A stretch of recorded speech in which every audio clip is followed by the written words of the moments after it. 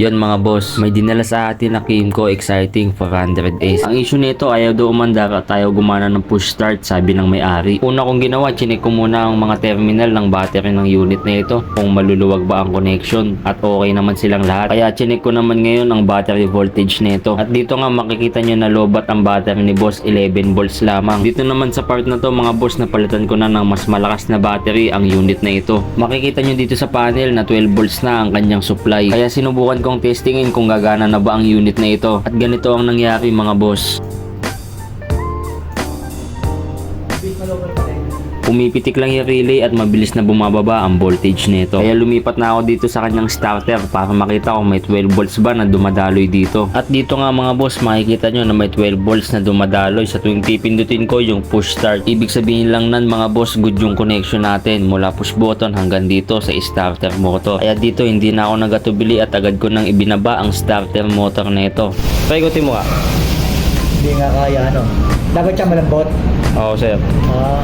Makikita nyo mga boss na stock up na ang starter motor nito. Sigurado meron ng damage part sa loob nito. At ito na nga ang bumungad sa amin mga boss. Buo pa naman yung mga carbon brush nito. Pero yung windings mga boss hindi nakaligtas. Ayan mga boss, makikita nyo na nakadikit sa magnet yung mga piraso ng tanso na galing dun sa armature ng starter.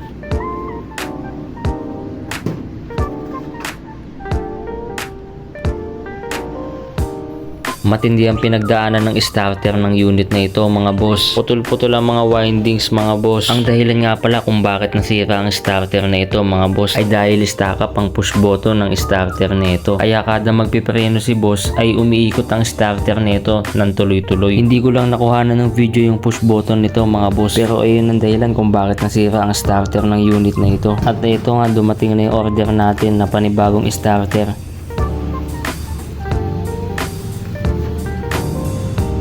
Kabit na natin to mga boss para matesting na natin at ma-check kung may iba pa bang problema ang unit na ito. Dito nga sa part na ito ay naikabit ko na ang panibagong starter na ito. Testing na natin mga boss kung aandar na ba.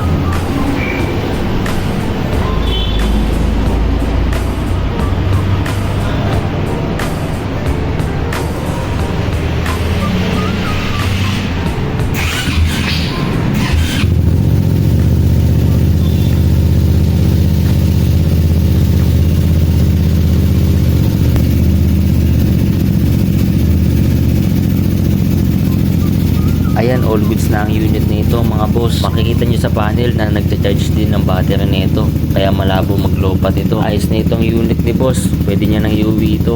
Yun lang mga boss. Salamat sa panonood.